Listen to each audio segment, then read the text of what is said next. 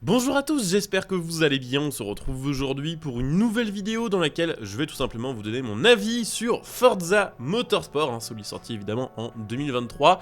J'ai vu énormément de gens me dire que c'était un jeu très critiqué sur YouTube. Avec cette vidéo, on va essayer de rééquilibrer un petit peu justement les avis sur Forza Motorsport, puisque j'ai un avis plutôt positif sur le jeu, même si évidemment c'est loin d'être le jeu parfait, et même si évidemment on peut se poser la question en jouant à ce jeu de pourquoi il a nécessité 6 ans de développement. Donc aujourd'hui, vidéo avis, en sachant que j'ai joué à peu près 30 heures au jeu, que j'ai testé énormément de voitures, que j'ai testé quand même pas mal la carrière. D'ailleurs, vous pouvez évidemment checker les rediffusions puisque je l'ai fait en live. J'ai fait de la conduite grip, j'ai fait de la conduite drift, j'ai fait du gameplay à la manette, du gameplay au volant. Franchement, j'en ai un peu fait le tour et je pense que ça y est, on est prêt. Évidemment, si vous aussi vous avez joué à Forza Motorsport et que vous voulez donner votre avis, n'hésitez pas à le faire via les commentaires sous cette vidéo, que ce soit pour partager un avis plutôt positif ou un avis négatif. Et puis sachez évidemment, après avoir vu cette vidéo, que si le jeu vous intéresse et que vous souhaitez vous l'acheter, vous pouvez le payer bien moins cher en le prenant via mon lien Instant Gaming que vous trouverez sous cette vidéo, ce qui vous permet de soutenir la chaîne par la même occasion. Donc n'hésitez pas, si vous avez des jeux à acheter, à passer via le lien, ça aide vraiment. On va commencer par parler de ce qui se voit le plus, à savoir les graphismes. Est-ce que Forza Motorsport 2023 est une claque graphique?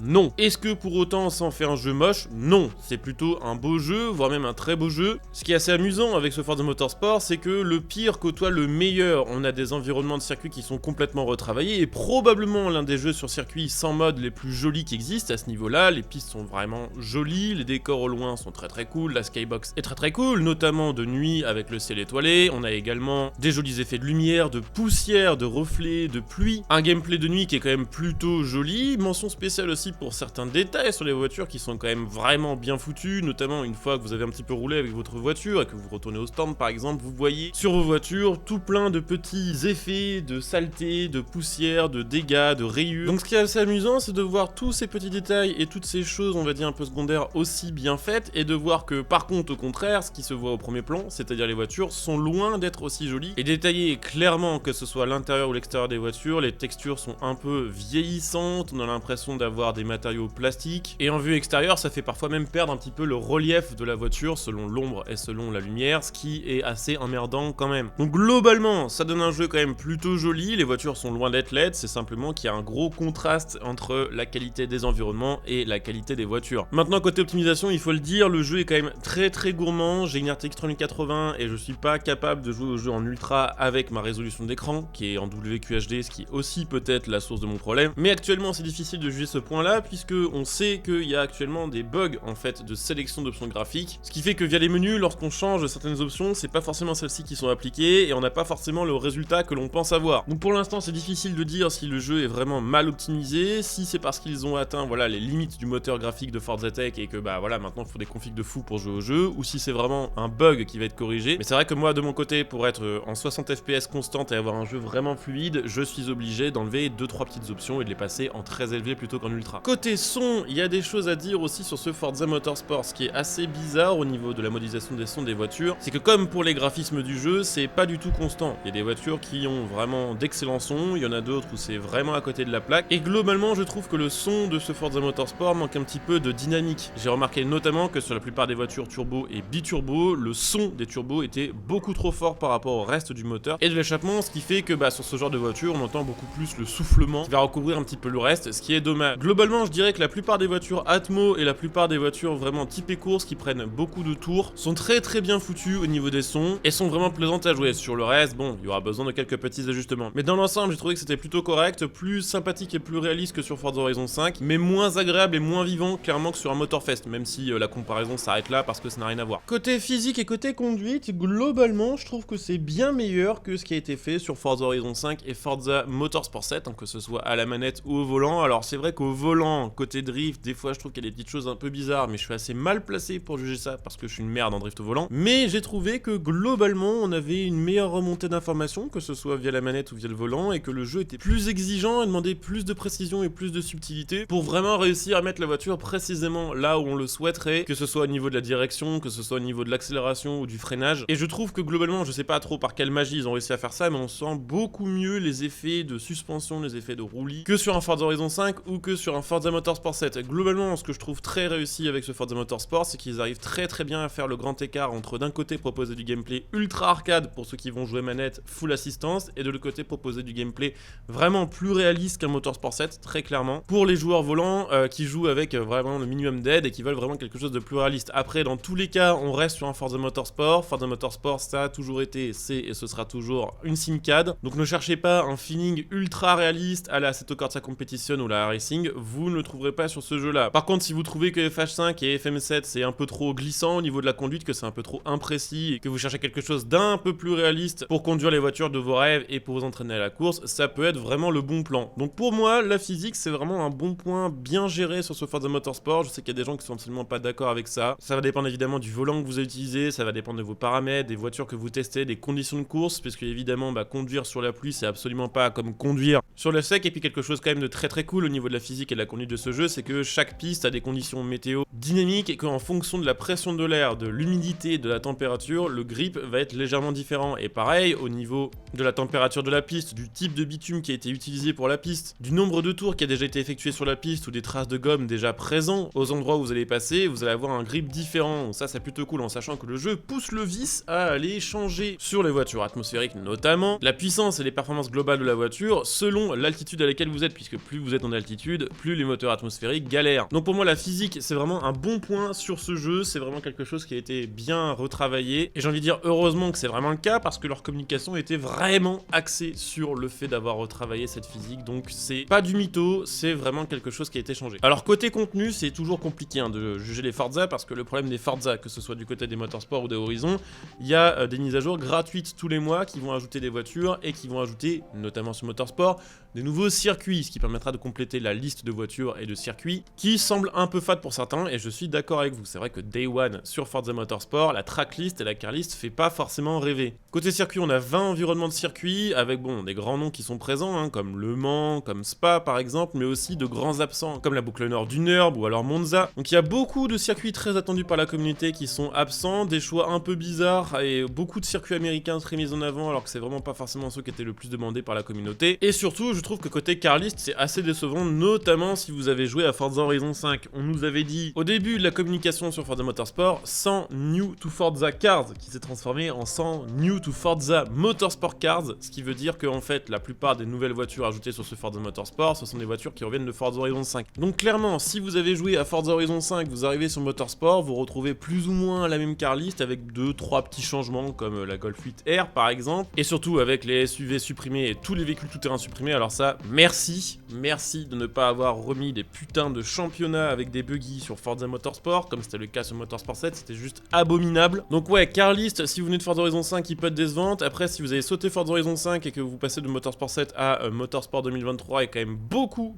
de modèles qui ont été modernisés, ça c'est clair. Après, il y a pas mal de modèles classiques qui sont absents de ce Forza Motorsport, comme la M5-39, la M5-60, la RS6 V10, pour n'en citer que 3, mais il y a ça dans plusieurs autres marques. Je suppose que ces modèles-là et d'autres vont arriver gratuitement sur le jeu via les mises à jour, mais c'est vrai qu'avoir autant de modèles des années 90 à 2010 absents, ça fait un peu chier. Mais voilà, le souci c'est que on sait que tous les mois qui arrivent, là on va avoir un nouveau circuit qui va être ajouté sur le jeu, on va avoir Yas Marina, on va avoir la boucle nord du Nürburgring, on va avoir un circuit mystère au mois de décembre. Peut-être on peut croiser les doigts à l'arrivée du Fujimi Kaido via une future mise à jour, et c'est pareil pour les voitures, on sait qu'avec le Car Pass on va avoir 30 modèles ajoutés dans les semaines à venir, plus des nouveaux modèles gratuitement tous les mois avec les mises à jour, un petit peu la Forza Horizon. Après objectivement voilà, si on juge cette carlist comme elle est et cette tracklist comme elle est sans comparer à ce qu'on a sur d'autres jeux, que ce soit de la série Forza ou autre, c'est plutôt ok, et il y a fort à parier qu'avec les mises à jour ça passe de ok à vraiment bien. Côté durée de vie, progression, carrière, il y a quand même des choses à dire. Il y a des choses qui sont très réussies et des choses qui sont vraiment pas top. Globalement je dirais que l'organisation générale de la carrière est plutôt cool. Vous avez au final 5 volets dans le championnat des constructeurs, qui pour l'instant d'ailleurs est le seul type de championnat disponible, mais je pense qu'avec les mises à jour ils vont rajouter de l'endurance, ils vont ajouter des nouveaux championnats à compléter, puisqu'actuellement il n'y a pas vraiment de course de carrière avec des voitures vraiment préparées course, donc je pense que c'est vraiment quelque chose qui va arriver en mage, soit qui se débloque même peut-être plus tard en avançant dans la carrière. Pour l'instant j'ai pas encore terminé tout, mais de ce que je vois du côté des championnats constructeurs, on a donc 5 volets divisés en 5 championnats, eux-mêmes constitués de 5 à 6 courses, et chaque championnat est centré sur un thème différent de véhicules. Par exemple, vous avez un championnat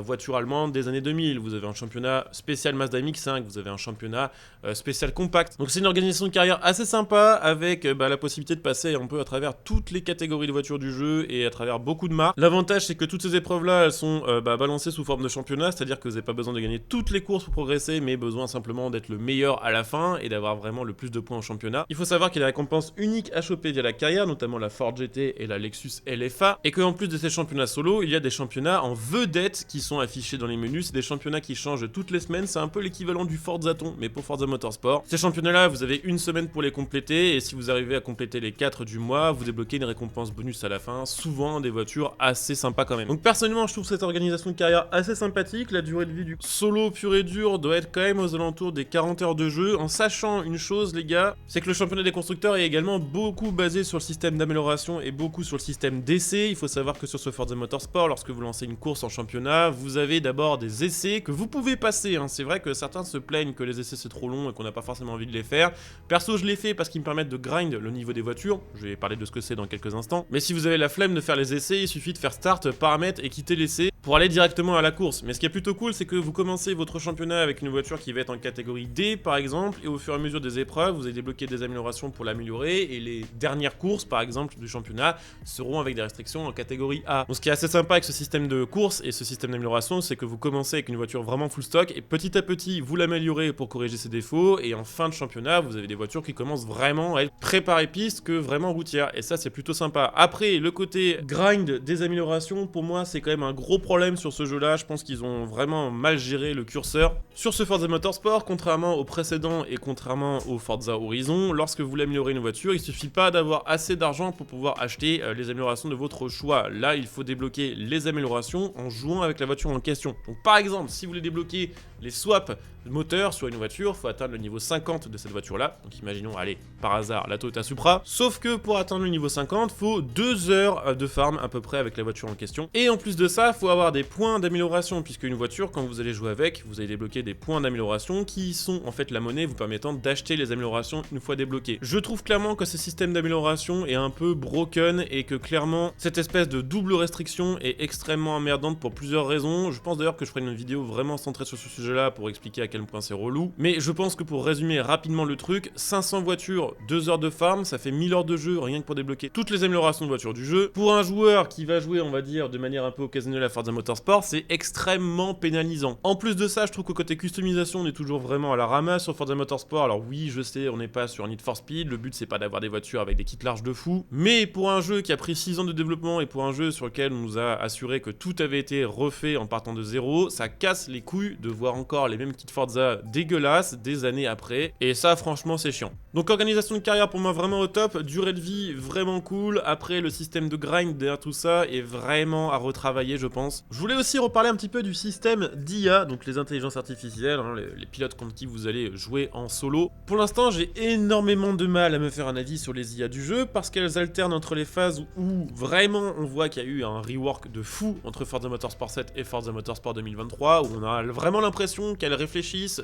qu'elles ont vraiment on va dire une plus grande conscience de vous et des autres pilotes, qu'elles sont on va dire beaucoup plus sujettes aux erreurs humaines entre guillemets, qu'elles vont parfois voilà se mettre au tas toutes seules. J'ai l'impression presque parfois qu'elles sont un petit peu victimes de la pression quand elles collent trop souvent et que tout à coup voilà elles vont faire une erreur et se mettre au tas parce que trop de stress à gérer pour eux. Donc on alterne entre ces phases là où vraiment parfois on a l'impression de jouer en multi contre un vrai joueur, et des phases où l'IA devient complètement débile et où on a l'impression plutôt de jouer un Burnout ou un Wreckfest plutôt qu'un Forza Motorsport. C'est quand même assez chiant. Si je dis pas de bêtises, l'IA de Forza Motorsport utilise le Deep Learning, et du coup ça veut dire quoi? Ça veut dire que mois après mois, au fur et à mesure que les joueurs vont jouer à Forza Motorsport, l'IA va récupérer les données de conduite des joueurs pour s'inspirer des trashs des joueurs, pour s'inspirer de la manière de conduire et générer de nouveaux comportements pour les IA. Ce qui veut dire que probablement avec les mois qui vont passer, avec la gigantesque quantité de données que les IA vont pouvoir récupérer grâce aux milliers de joueurs qui sont sur Forza Motorsport, on va avoir une IA de plus en plus humaine et de plus en plus intéressante à combattre. En ce qui concerne le multijoueur, je vais pas pouvoir vraiment donner mon avis dessus, puisque bon même si j'ai eu le jeu en preview, j'ai pas pu tester le jeu en multi, forcément puisque le multi n'était pas encore vraiment disponible. Et la seule chose que je peux dire de ce que j'ai testé de mon côté en multi, c'est que le multi est stable, plus stable que sur un Forza Horizon. Il n'y a pas de système de convoi, là on est sur un système plus ou moins de lobby privé qui permet d'inviter ses potes et de rester avec eux sans forcément avoir besoin d'un matchmaking et de jouer avec d'autres joueurs random. De ce que j'ai vu, le multi propose quand même plusieurs types d'activités, notamment les fameux week-ends de course qui vont arriver, là où on aura du coup un jour centré sur les essais, un sur les qualifs et un sur la course finale, ce qui est quand même plutôt cool et ce qui est une vraie nouveauté, il me semble, hein, en tout cas dans le monde des jeux vidéo AAA de course. Par contre, petite tristesse quand même, je crois qu'ils ont supprimé les modes fun que j'aimais bien, genre le mode infecté de Forza Motorsport 7 n'est plus présent sur Motorsport 2023. Donc pour résumer un petit peu tous les points qu'on vient de citer, graphisme, je dirais que c'est plutôt globalement réussi, ça dépendra des pistes, ça dépendra de la voiture. Au niveau des sons, c'est globalement correct, là aussi ça dépendra du type de voiture que vous utilisez et à mon avis ça va être vite patché parce que c'est simplement je pense une question de curseur des différents éléments moteur. Niveau physique pour moi c'est clairement réussi, contrairement à ce que diront beaucoup de gens qui s'attendaient vraiment à une pure simu et qui partaient avec des espérances on va dire complètement différentes des miennes. Côté organisation de carrière pour moi c'est vraiment cool. Côté durée de vie c'est plutôt cool aussi quand même, hein, pour le solo c'est assez sympa. Par contre système d'amélioration complètement à la ramasse et complètement pénalisant pour les joueurs on va dire un peu plus casus. IA plutôt correct puisqu'on va passer entre des phases où c'est excellent et des phases où c'est très mauvais. Et multi plutôt correct avec différents types de modes de jeu, des modes plus ou moins compétitifs. Ce qui fait que pour moi globalement ce Forza Motorsport 2023 est plutôt réussi. Globalement tout a été amélioré depuis Forza Motorsport 7. Je pense clairement que ce qui joue en la défaveur de ce Forza Motorsport c'est la communication qui a été faite autour du jeu, qui était vraiment centrée sur la physique et qui a peut-être donné de faux espoirs d'un jeu vraiment simulation à une partie des joueurs qui s'attendaient à retrouver genre un iRacing avec le budget Microsoft. Et puis autre élément un peu pénalisant pour ce Forza Motorsport, c'est qu'il a eu 6 ans de développement et que clairement on s'attendait tous, après 6 ans de développement, à un jeu parfait, à des graphismes révolutionnaires, à une car list monstrueuse, à peut-être même une carrière scénarisée pour certains d'entre vous, j'ai déjà vu ça plusieurs fois dans les commentaires, et clairement tous ces points on les a pas sur Forza Motorsport. On a un bon jeu, voire un très bon jeu, mais pour les gens de l'extérieur, les gens qui n'ont pas travaillé sur ce Forza Motorsport, on peut se demander un petit peu pourquoi ça a été si long, on peut se demander un peu pourquoi le gap de qualité entre Forza Motorsport 7 et Forza Motorsport 8 n'est pas 3 fois plus grand que celui qu'on avait entre Forza Motorsport 5 et Forza Motorsport 6, ou entre Motorsport 6 et Motorsport 7, sachant que eux avaient pris 2 à 3 fois moins de temps de dev. Donc je pense et j'espère qu'avec cette vidéo, vous savez à peu près à quoi vous attendre avec ce nouveau Forza Motorsport. Si vous cherchez un bon jeu circuit actuel avec le budget d'un AAA et un suivi qui va durer des années, vous êtes au bon endroit. Si vous cherchez quelque chose d'ultra réaliste, vous n'êtes pas au bon endroit. Et dans ces cas-là, mieux vaut se diriger vers une vraie ultra simu comme, je sais pas, du Assetto Competition, du R-Factor ou du iRacing. Ce coup-ci, je pense que j'ai fait le tour des choses que j'avais à vous dire sur ce Forza Motorsport. Perso, j'apprécie le jeu et clairement, si je l'appréciais pas, je suis pas maso, je jouerai pas dessus genre 8 heures par jour. Évidemment, de mon côté, je vais continuer le let's play sur le jeu en live, donc si ça vous tente, n'hésitez pas à venir me follow sur Twitch, puisque le live est sur Twitch, on va reprendre ça dès aujourd'hui d'ailleurs ce soir, donc vous pouvez venir follow, vous pouvez utiliser votre Prime si vous voulez donner un petit coup de pouce à la chaîne, vous pouvez évidemment laisser un petit like et vous abonner pour les prochains contenus, et puis là je pense qu'on a fait le tour. Donc je coupe ici, je vous dis à très bientôt pour une nouvelle vidéo, en attendant, bon jeu à tous, ciao.